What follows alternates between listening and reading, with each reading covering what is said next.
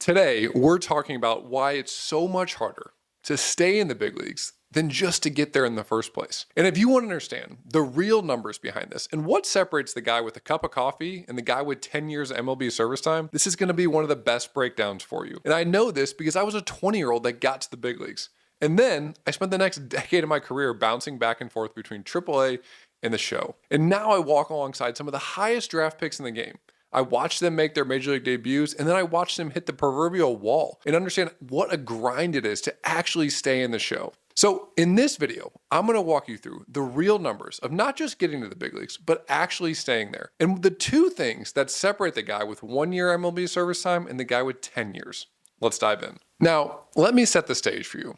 We've all seen those massive contracts. We've all seen the guy get 10 years MLB service time. Think about the star player on your favorite team. Chances are he's probably been there a long time. Well, the chances of him actually getting to the level that he's at today, 10 years MLB service time, is the equivalent of you filling an NBA stadium with 20,000 people and then picking out one person. That one person, they got to 10 years MLB service time. Now, to understand the math behind this, let me go back a second. Let's think about the draft. When it comes to the draft, these are the best players in the entire country. Yet, what if I told you that roughly 17% of MLB draft picks will play 1 day in the major leagues? Not 1 year, not arbitration, not free agency, not 10 years in the big leagues, 1 day, or what we would term a cup of coffee. Let's think about the highest draft picks in the game. If we start with the first round, roughly 1 in 3 players that gets drafted in the first round, 33%, will never play 1 day in the major leagues. You get to the second round, it's roughly a coin flip. It's 50-50 whether you get to the big leagues or not. And again, this isn't actually staying in the big leagues. This is just getting there in the first place. You start going to rounds 3, 4, 5, 6, 7, and the percent of you actually getting there, the chances of you actually making it drop precipitously. Now consider the fact that those players actually have to make an impact on the big league team, not just for 1 day, but for their entire career. Take my draft, for example. I was drafted in 2009. I was the 9th overall pick in the draft. And if you take a look at the first round of the 2009 MLB draft, here's some wild numbers. There was a couple star players in that draft. A guy named Mike Trout, a guy named Strasburg, and a guy named Zach Wheeler head that class. But if you look at it, Mike Trout has roughly a 90 career WAR. Now, out of the entire first round, the career WAR is about 325. WAR just means wins above replacement. It means you actually impacted the team in a positive manner above and beyond the average player. And Mike Trout accounted for more than 25% of the entire WAR of the entire first round. Now you add in Zach Wheeler and Steven Strasburg, 2 players who have had incredible careers, and you get to more than 50% of the total WAR amongst the entire first round in the 2009 draft. So why do I tell you this? Well, because this is a winner-take-all game. It's a winner-take-all game to even get drafted in the first place, but it's a winner-take-all game in terms of who actually stays in the big leagues. So now that we understand that, now that we understand how the draft works and what the percentages are of that, let's talk a little bit more about what it actually looks like once you actually get drafted. Now look, let me pause for a second. This video is all about how hard it is to get to the big leagues and actually stay in the big leagues. And it ties perfectly into what I always talk about with our athletes, that we have to treat every single dollar like it's our last. So if you're an athlete out there and you're watching this video, just remember that the paycheck tomorrow is not guaranteed and that we have to be smart with our money on day one. I gave you the numbers. Almost 17% of players that ever get drafted will play 1 day in the major leagues. So let's consider this. We have 100 players. 17 of those 100 players get to 1 day in the major leagues.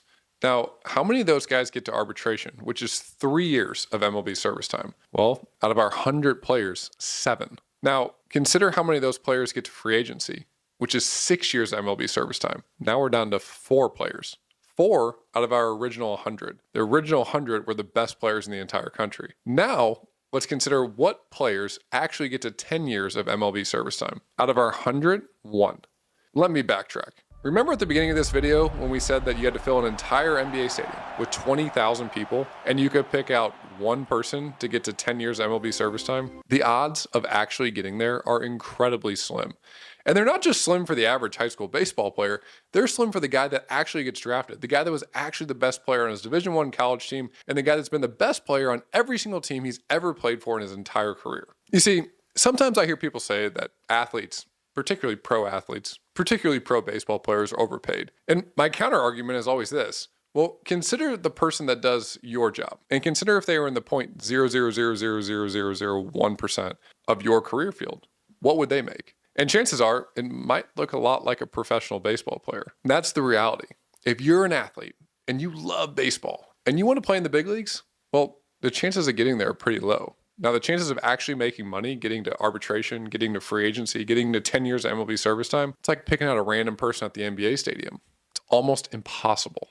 So what separates the guys that actually get to the big leagues, that actually stay in the big leagues, and that actually get to 10 years MLB service time? Well, sure, talent is a huge piece of that, but Mike Trout didn't go first overall in the draft. He went in the 20s. The guys that make it and the guys that stay, I've had two specific players that come to mind that really set the tone for these two factors that make a huge difference in this. The first guy is a guy named Chris Coghlan. You may or may not have heard of him, but Chris Coghlan won the Rookie of the Year, which means he was the best player in the entire National League his first year in the big leagues. I didn't meet Chris Coghlan until he was in AAA with the Miami Marlins. And all of a sudden, his career was hanging on by a thread. And I remember a conversation that we had in the locker room. And he said this comment to me, he said, Jacob, you don't really even know what grinding is. When we talk about grinding in terms of professional sports, this is when things are not going your way. Nobody's counting on you for success anymore.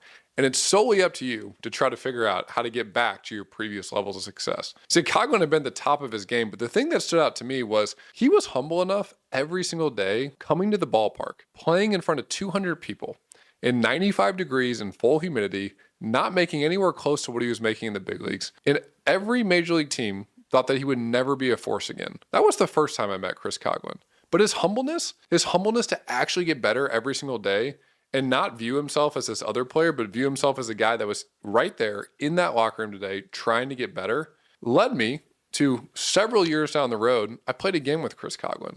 Except for I was in the big leagues and he was in the big leagues. He was batting leadoff for the Chicago Cubs and he was one of our best players. And the reason why he was able to get back to the big leagues and continue his career and continue to earn more service time was because he was humble enough to actually put the work in. And he wasn't sitting there and complaining. He was going about his business day in and day out. The second player is a guy named Max Scherzer. Now, you probably know who Max Scherzer is if you're any sort of a baseball fan. He's a future first ballot Hall of Famer. He's a multiple Cy Young Award winner. He's won World Series championships, arguably one of the best pitchers of our entire generation. But the thing that separated Max Scherzer wasn't always his talent. You see, when he was at the University of Missouri, people argued that Max wasn't even going to be a starting pitcher, that he was going to be a reliever. The thing that always stood out to me, I was with the Washington Nationals. Max was in the middle of a 7-year, $200+ million contract. Yet the first day of spring training, he's out there throwing arguably a full-speed bullpen, throwing 50+ pitches, and coming in talking about what he's going to be working on this year. What is the one pitch that's going to be the biggest separator for him? If I would have heard that conversation and not known who Max Scherzer was, I would have thought that he had never played a day in the big leagues. Not because he didn't know what he was talking about. He had so much knowledge, but the thing that separated him was he never let his foot off the gas. He never took his position in the locker room for granted. He never took the fact that, yeah, he was going to start on opening day for granted. He was going to have to deliver the goods every single year, day in and day out. And the only way he was going to do that, he was going to keep his foot on the gas. He was going to continue to get better. He was going to continue to enhance his pitches because he wasn't resting on what he did in those previous years. You see, I talk about all these numbers, the draft, getting to the big leagues, getting to free agency, getting to 10 years MLB service time. And yes, a ton of God-given talent goes into the players that make it all the way. But the two things that separate guys are their willingness to be humble, like Chris Coghlan was, that no matter what their situation was, they were going to come to the field, they were going to put the work in, and they were going to get better. And number two, players like Max Scherzer that never took their foot off the gas. I know several players that have 10+ years of service time, and they both have those same two traits. They're not taking anything for granted. Every day they come to the ballpark, they know they have to earn it. So if you're a fan out there, if you're a player out there, if you want to be a future big leaguer out there, if you have aspirations and dreams of playing one day and getting 10 years MLB service time, you need to understand that these players are at the absolute top of their game, 0.00001%. And the next time that you go to a game and you see them on Wednesday night, just remember all the work and all the odds that they had to beat to actually get to where they're at today. As always, my goal is to give you an inside look to sports, to help you get smarter with your money, to help you think about all these things that go into professional sports that maybe you never thought of before. So if you're into that sort of thing, make sure you follow along so I don't miss you on any future videos. Until next time, my friends.